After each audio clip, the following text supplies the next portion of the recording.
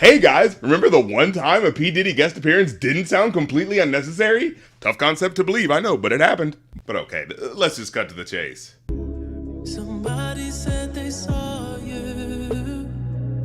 Because you hear this, right?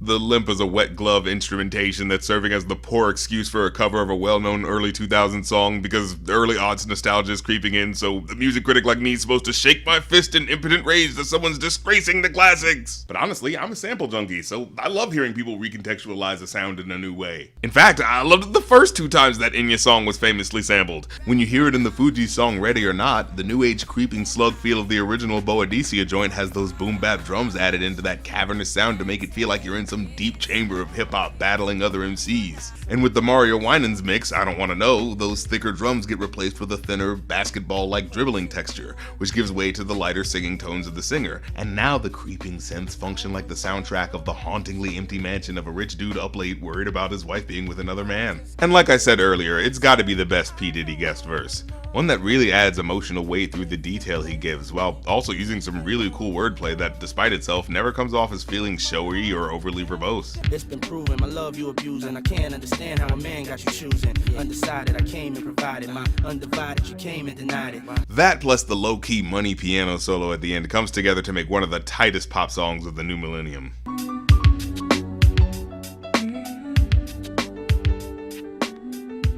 But more than any of that, honestly, is what draws me back to all of these songs, which is that original ethereal Enya sample. It just feels good to listen to on a visceral level. Seriously, you guys, I love this sample. Every time I hear it, like when it comes on the radio when I'm driving somewhere, it beckons me to stop and listen. It compels me. It soothes me, calms me, and provides safety in a dark, dim world. I hear its sweet, sonorous charms and one has no choice but to listen. So you understand when I say I don't mind hearing this track flipped in any form. But man, even I had that spell broken when listening to today's song Creepin, which, if you don't know, for the music video is actually the remix where they added in an extra verse, once again from Diddy.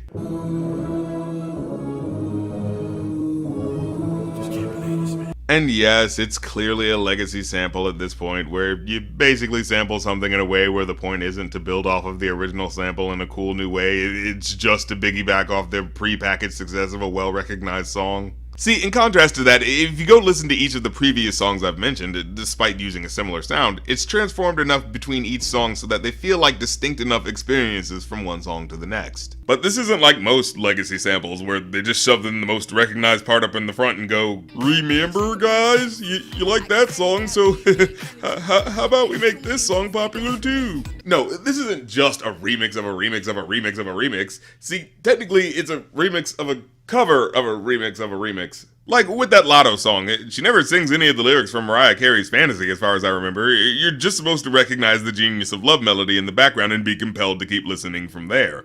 But songwriting wise, replace it with a million other recognizable pop song melodies and it wouldn't have made a real difference in the construction of the hook or the verses. But with this song, the first minute and change is pretty much structured the same as the original remixed song.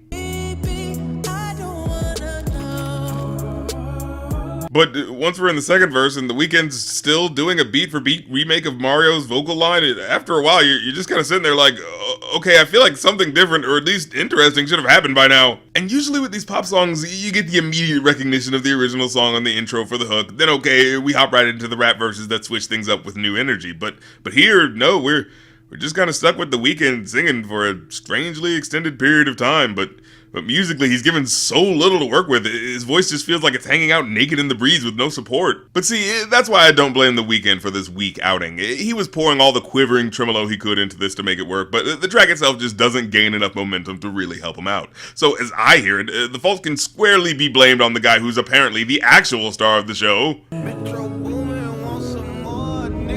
That's right. This isn't a song where the artists performing are the heads of the marquee. Oh no. This is a song where the producer is the star of the show. And boy, is he really proven he's worth his salt with the riveting production work happening in the background here.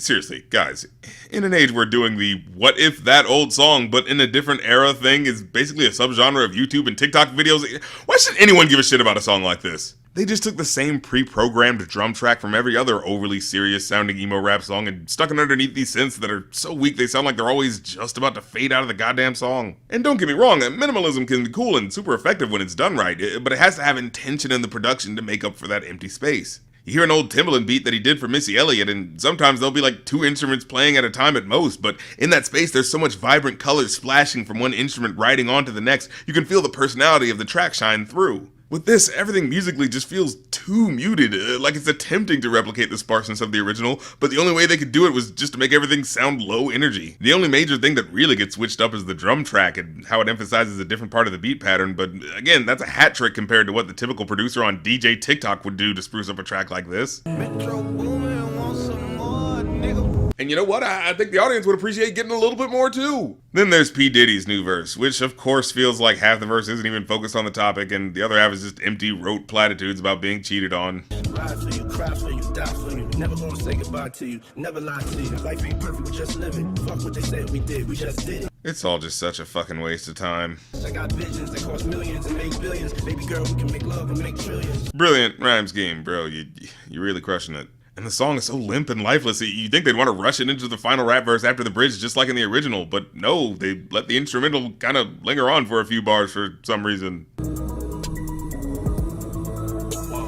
Like, is there supposed to be anything happening here? What, did the solo violin guy get caught in traffic or something? Did you just get to the last verse already? Well, I guess you just needed to give extra space to clear the runway for the powerhouse of personality that is 21 Savage. I will say though, he does seem to actually be trying to pull off a solid verse in this one. Had me crushing, I was cuffing like the precinct. Like, okay, he's trying to fit some multis and punchlines in the right places. You was rocking Coach bags, got you Sinead. Side bitch in Frisco, I call her my baby. That lyric feels a little cutesy for a song about adultery, but okay. If you creepin', just don't let me find out. Get a hotel, never bring him to the house. And yeah, that feels kinda underwhelming as a final line there.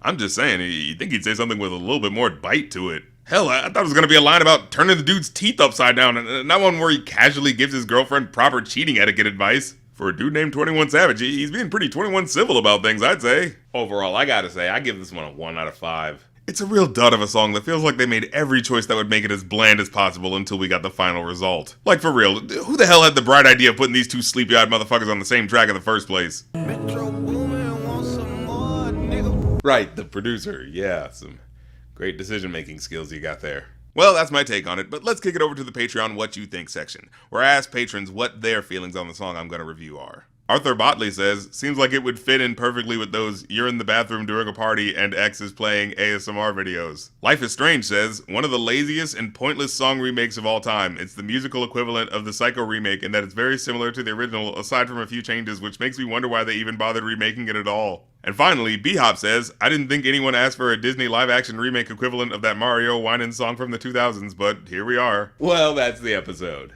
So check out all the links in the description below to support the show, and I'll catch you next time. Peace.